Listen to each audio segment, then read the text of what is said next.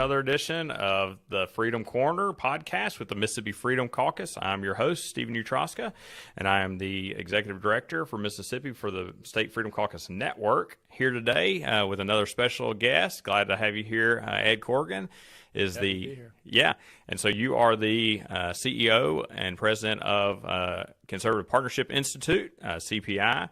And so glad to have you here. I certainly want to know more about that. But we are here supporting the Mississippi Freedom Fighters here in Mississippi.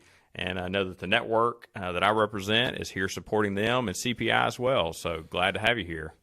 Thanks for having me. And I'm pretty excited about the Freedom Caucus and a lot of what you guys have planned. And it's really, I think, an important development, not just for Mississippi, but the Mississippi Freedom Caucus, I think, is going to inspire a lot of other conservative legislators in other states to do the same. Yep. So I'm proud that Mississippi was the second Freedom Caucus, State Freedom Caucus, to join the network. Georgia beat us out, but we're right on their foothills and have several other states already in the queue to do that. So I'm glad we got a head start on it, and now everybody can look to us as a Freedom Caucus and see how we're doing things and how we're leading the conservative movement, not only here in Mississippi, but as a state across the nation. So, well, tell me something about CPI, and tell me what specifically your role is there and what you guys do in D.C. and how you're fighting up there to make sure that we're securing our liberties.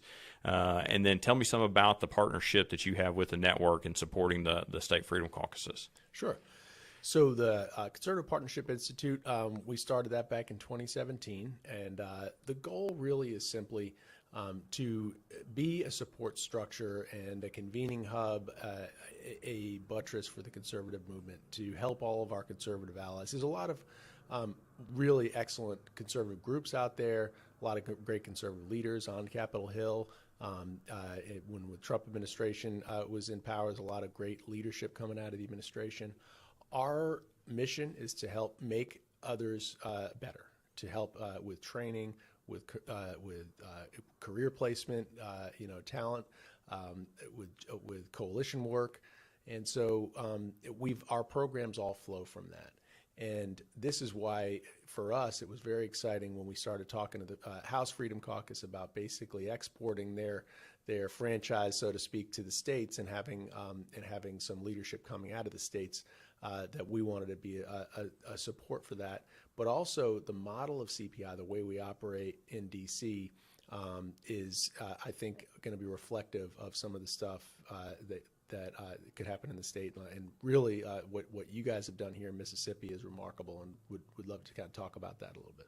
Yeah. So for those who aren't familiar with the State Freedom Caucus Network, Andy Roth is the president of the network, and he came after 20 years being for Club for Growth there in D.C., and his latest role there was their executive director of the foundation. And so he did a lot of those same things, giving training and teaching people about conservative issues and how they can get involved, and certainly training some state legislators about conservative issues. And so Andy has a lot of background in that, and so he's bringing that from his experience in D.C. and experience with Club over to the State Freedom Caucus now. And I'm glad Andy and I have known each other for several years, so I'm glad to be on board with him and be supporting it here in Mississippi. And I'm a native Mississippian, and so I've worked here the last few years professionally with other organizations to try to make sure we secure our liberties in Mississippi. And I think that, like you said, the network coming out and supporting the state caucuses like the Mississippi Freedom Caucus and Georgia Freedom Caucus, having that support on the ground in the states, and then allowing us to kind of invigorate the grassroots to get support behind these freedom fighters that we have in our state legislatures, it's going to be big. Yeah. And it's, everything starts at the state. So Alex de Tocqueville, French author, came in the 1830s to the U.S. and kind of went around the states, went to D.C., and then he wrote a book, Democracy in America. And one of the points he made was he said, after traveling the country, looking at federal government, looking at state government, he said that you have to first know the state government before learning anything else, because it all starts in the state. Mm-hmm. And so that's what we believe is that if we can start taking over this country one state at a time, one Freedom Caucus at a time, then we will turn the entire country back to our founding principles and the conservative values that that our founders believed in. And so we're excited about that too, and know that that is the way we will take back our country. And you see a lot of it already playing out. A lot of these state legislatures and attorneys general and governors are really at the forefront of fighting back against some of the overreaches from the Biden administration. And so I expect that basically having this sort of the network of the Freedom Caucus and some of that energy that you see coming out of these freedom fighters will help to sort of advance more of that. Yeah. Oh, yeah. Absolutely. And they need the support. So we've got 6 members here in the Mississippi Freedom Caucus. I think that there's at least a handful of other members that would love to join us. And they need the cover. So they campaign on great things. They talk about, how conservative they are when they campaign, and then they get elected and they come up here, and then they can just kind of fall into rank and file with, leadership, telling them to vote whichever way. But with the coverage now that not only the network gives to the caucus, but that the caucus will have as they grow in power, some of those members, we can actually get them back to voting the way they said they believe, and actually standing up for their principles. And so I think as we grow this caucus, and just like the U.S. House Freedom Caucus did, they started out small, but as they grew and got more and more freedom fighters in their ranks, they started making a real dent in D.C., even among Republicans, right? So I mean, even they were still caucusing with the Republicans, but as they grew and had a stronger voice within the Republican caucus, they started bringing the Republican caucus, back further to the right, back to some of our conservative principles. Mississippi, we are a supermajority Republican state, but I mean, even within the last 5 years, we've had a lot of Democrats change parties, but they didn't necessarily change their positions or their principles. They, kind of saw the writing on the wall in a lot of their areas that, hey, I'm a, locally elected Democrat, but, my constituency voted overwhelmingly for Trump in 2016. So, they see that and they realize, hey, I've got to do something. So they change parties. And so just because we have a supermajority of Republicans in Mississippi, both chambers, House and Senate, we have supermajority, that doesn't always mean anything. So if we can use this caucus just like D.C. did to continue to move the Republican caucus further and further to the right, because right now we're moving in a direction that's more towards the center. And as you have radical Democrats, it looks conservative because we're not way over there on the left. We're kind of moderate, but I'm excited because I think our Freedom Caucus will continue to bring in more members who want to stand up for principled values, for conservative values, and through that, again, we'll take back over our country.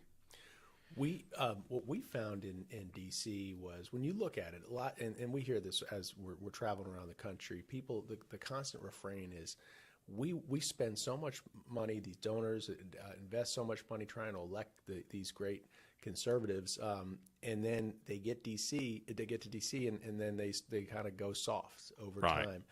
And it's not an accident. It's not. It's just the way the system is designed. Yeah.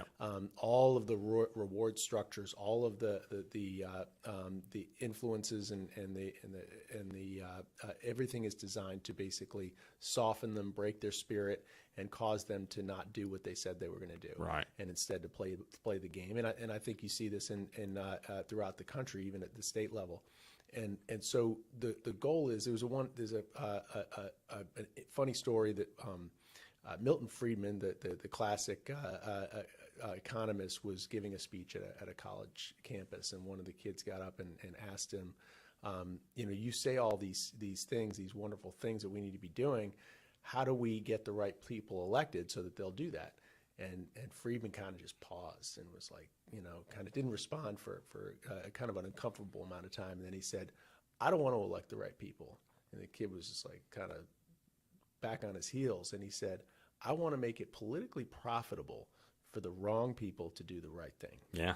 And ultimately, I feel like that's what the Freedom Caucus can bring, not just to the U.S. House, but to the state level. Once people see that it's possible to stand out and stand for the things you campaigned on, it's possible to have friends and have have allies that you can fight with, and you're not going to be marginalized and kicked off committees and things like that, or even if you are, that you have the ability to still have an impact, and that you have support organizations behind you.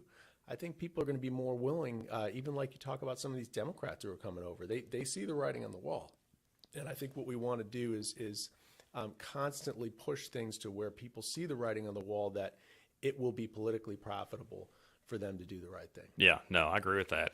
And, I'm not saying we don't want Democrats to join us, but we don't need the Democrats to join us. We shouldn't. A lot of our politicians are out, celebrating that we've got Democrats joining the Republican Party, but we just need the Republicans to stand up and act like Republicans. Exactly. So if we can get if we can get the people who campaign on conservative ideals to actually stand up and vote for the same conservative ideals that they campaigned on, then we could transform not only Mississippi, but again the country through this. And I think you're right. I think that's what this caucus can do.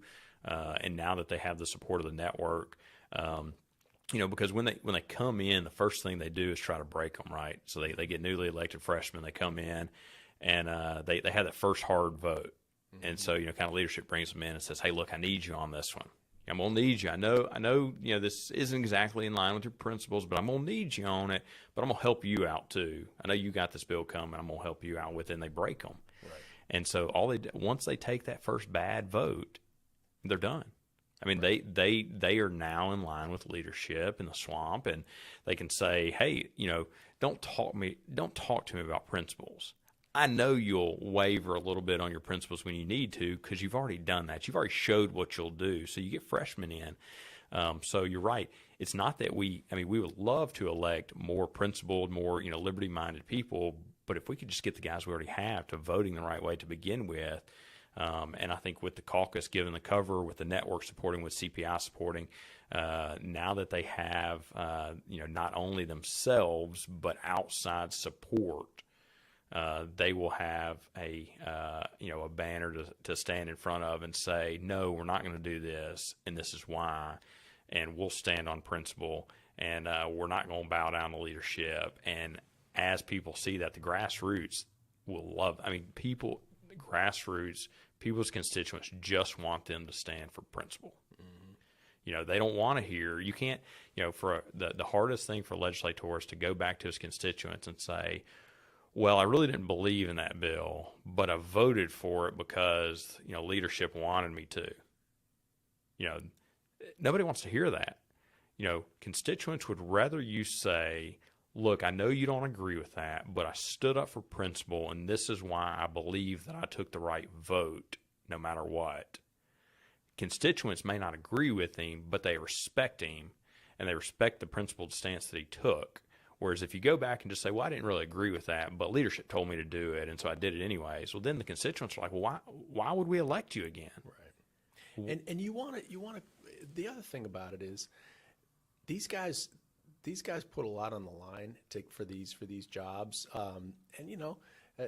these are not high paying jobs, or they're not that glamorous. It's you want it to be a rewarding experience. And if you're just basically a cog in a wheel that basically goes down and vomits what you're told to say on the floor and holds your nose and boasts for all kinds of nonsense, what's the point?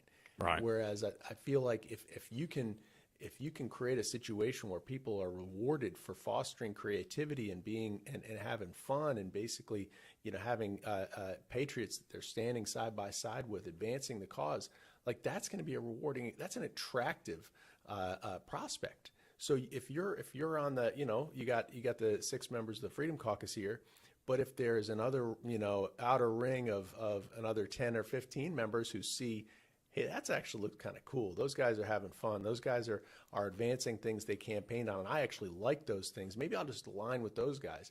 And all of a sudden it starts growing, and it starts getting more power. And the other thing about it is, a lot of people who are in the state legislature, they may aspire to a higher office. Sure. They may want to run for Congress. They may want to run for the governor, lieutenant governor, or something like that. And if it becomes a political benefit, which I think it will, that you are associated with the House Freedom Caucus, with the conservative movement, you're going to start seeing people who have that kind of ambition wanting to be allied with that. Yeah. And so I think ultimately that'll be helpful. Yeah, and if nothing else, once they realize that the House Freedom Caucus or the Mississippi Freedom Caucus here has an office and a refrigerator with beer in it, then they'll be willing to come over. Maybe that's the way we get them. Can I just say something right now about this place? This is amazing. I mean, we were over at that press conference at the state capitol. I don't know, what is it, a 5-minute walk over here, just right across the street? It's 2 blocks. And you got an office space, you got allied groups here, you got a podcast studio. I mean, this is a nice little oasis here, where I think your members and allies can strategize. And they can get the support from you and from the other weaponry you have here. Yep. Well, good. Well, thank you so much for coming again. It is a pleasure to have you down here in Mississippi, and we look forward to partnering, not only the network with CPI, but you guys helping support our House Freedom Caucus here in Mississippi. It's a pleasure. Thanks so much for everybody else that's watching. Thank you guys for tuning in. Again, our next episode of the Freedom Corner with the Mississippi Freedom Caucus will be on Thursdays as always. So thanks so much for tuning in. You guys have a great day.